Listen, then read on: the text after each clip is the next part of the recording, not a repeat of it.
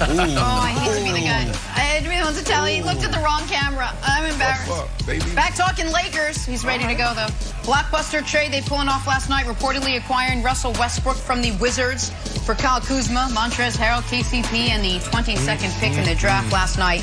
That gives the Lakers a pretty nice sounding big three. Brody, Brow, and Braun. They got to go out and get like Nick Batum or something. Those three reportedly met at the James residence a couple weeks ago to discuss teaming up, putting their egos aside, figuring out how to play together. For Russ, that's now 3 off seasons in a row. He's been on the move from OKC to Houston, from Houston to Washington, now Washington to LA. Frequent flyer miles galore. Chris Broussard, what would a title with the Lakers mean for Russell Westbrook? Well, let me first start with this. I do think the Russ can't win chant or the Russ can't win saying that everybody puts out there. I think it's overstated because Russell Westbrook has played in an NBA Finals. He's played in 4 Western Conference Finals. So he's actually done a lot of winning in this league. He's won more than Steve Nash. All right, he just hasn't been able to win the championship, which obviously a lot of great players haven't been able to win the championship. So I think it's overstated. But what would a title do for him? It would be huge, assuming he's able to, it's a real big three. If he goes there, he's just a role player, and it's really all about AD and LeBron, then it won't do much for his legacy. Kind of like Jason Kidd winning it in Dallas or something like that. But if it's a real big three, and Russ is really contributing, then this would be massive for his legacy. I've always kind of lumped him in with Allen Iverson and to a lesser degree Pistol Pete Maravich.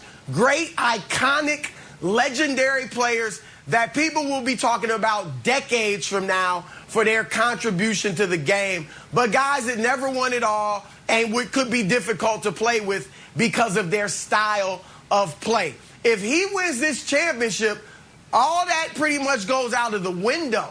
And you say, it goes from, man, Russell Westbrook, what a great individual player, what a great athlete, what a great spectacle he was. It goes from that to Russell Westbrook, what a great player, period. Yep. All right, now there's no more buts, but he couldn't win, but he was hard to play with. It just goes to, man, this dude was one of the greatest players we've ever seen. All right, so that's interesting, Broussard, because I have the opposite take, but you're swaying me a little bit. So one about the you can't win with Russ, that feels like it just bubbled up once he started to not make it, win the championship. I think it actually started when Durant left Oklahoma City. When you had like an all-time great player say, you know what, I'm going to go win with that team because I can't win with you. It's sort of a burden that Russ has had to carry and he hasn't been able to shake. At the same time, I put him in also, like you mentioned, Pistol Pete and Iverson. I was also going to mention Iverson. I'm going to take it out of just basketball. What do you think about one entertainment, one sports? I think like Christopher Walken and Barry Sanders, which are both intense and do things so unique. They're sort of one-of-one individual personalities that if Christopher Walken won an Academy Award, I don't think anyone would be like, I think more highly of him. I think you would still think he was just amazing. And if Barry Sanders won a Super Bowl, I don't know, you'd be like, oh, I think differently of him now.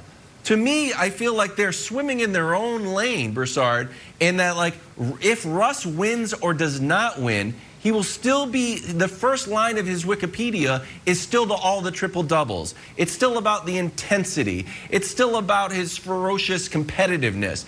I don't think it leads with NBA champion, how we do with Garnett. You know what I mean? I still think it's like the triple doubles are the main thing. So I think the Pistol Pete thing, I still have him in that category of great individual performer. Whether or not you win a title, your legacy is already in stone. Well, he's certainly a unique player. I mean, I don't really know where to put him. Do we rank him with the point guards? Do we rank him with the shooting guards? Yeah. He's just a great player. All right, so I'm with you there, Wiles. But winning is so emphasized now in the NBA. I mean, it's all about did you get a ring that I do think it'll be huge for him. With Oscar Robertson, you're right. The greatest part of Oscar's legacy is he averaged a triple-double. But we also can at least say he did win a championship. If Oscar had never won a championship, I think his legacy would be different, even though that's the second paragraph and not the first. As far as Barry Sanders, here's the thing with Barry. Winning for running backs, I mean, there have been tons of great running backs. Earl Campbell, O.J. Simpson, Eric Dickerson, who never won a championship. So Walter Payton, by the time he won it, you know, he was at the end of his career. So I think it's different for running backs than it is for the NBA, where it is all about did you get a ring? Right. All right, look, I want to go back to what Jenna first talked about. I don't want to gloss over that because it's important. With Jenna, what you said was this big three met at LeBron's house. I'm assuming that it's the house that we saw in Space Jam 2, and they probably met on that basketball court, which was the opening scene. So they all got together at LeBron's estate. They got on that basketball court, and they sat down, and they said they walked away. Yeah, it was awesome this past weekend. And they walked away from that meeting, and they said, okay, we're checking our egos. Well, the last time we talked about this was when when you inserted James Harden into the Brooklyn Nets discussion in the equation, and we all said the same thing. This is a chemistry experiment. How is this going to work? I was one that said they had to sit down. Nobody talked about that big three sitting down. Said, look, for something like this to happen, those guys got to sit down and before the deal get done and say, okay, how do we get this done? How are we going to play? I felt like, and there was a couple people, Chris, you were one that's like, look, it can work. You got KD. KD's a guy. He can figure it out. He did it in Golden State. Right. He doesn't need to dominate the ball. There's so many different ways he can get open. There's so many different ways he can get his shot, right? And then you got James Harden. James Harden was the one. James Harden was the one who was like, man, like, how is he going to fit? And he was the one that actually sacrificed, and he was the one that he was probably the main reason why it ended up working out. Now, They only played 8 games, but when they did, they averaged 75 points a game, and people are like, oh, so they can win. Oh, they probably are the favorites, but then the health got involved, the hamstring goes, the ankle goes, and now you know the rest of the story. Giannis and the Bucks goes on to win it. Now, when you think about this, Wilds, here's where I'm off. I'm glad that they sat down and talked. I'm glad that they checked their egos, but what I just don't believe is I don't believe they have. I think this is a bad mixture of this talent. Like Westbrook is a guy in Houston that tried to fit in, and it didn't work with James Harden. Why? Because he needs the ball, and we know. Got LeBron James on the other side. He needs the ball. So who's actually going to sacrifice? And here's the thing. Westbrook, it's not about like, okay, yeah, he might say, all right, I don't need the ball. But I don't think he's good when he doesn't have the ball in his hand. That's why I go back to Houston, because he tried that and he wasn't himself. And then when he was himself and he was ball dominant again, he went back to averaging a triple-double. So who is going to be that guy that makes that who can make this sacrifice and will make this sacrifice is my question.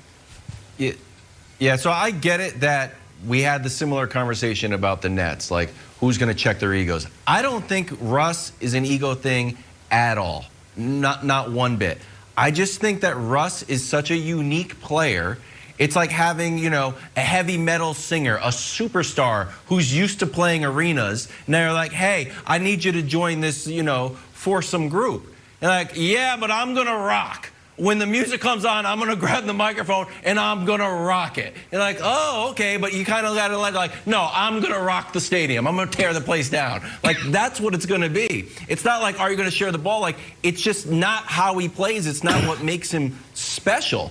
So if Frank Vogel and LeBron sort of have a plan, they better have a plan like what they did in Houston, where you clear Capella out and let Russ do his thing. And because he's not going to sit out there and be sort of like, you know, the sidecar to James Harden. You got to clear Capella out, let him drive more, start playing them, you know, off against each other. So I don't know if that works. If you have AD sitting out on the perimeter and LeBron sitting out on the perimeter, and let Russ drive, because that was how he's most effective in Houston, Broussard. Well, here's the thing. The reason why it could work in Brooklyn is because all three of those guys can shoot. That's it. And That's like I right. said with the Lakers, none of them can really shoot. LeBron's a good shooter. AD and Russ not a good shooter. AD's a so-so for a big man. All right, so that's the difference. What's the floor spacing going to look like? It's great that they came together and talked, and I agree with you, Wiles. It's not an ego thing.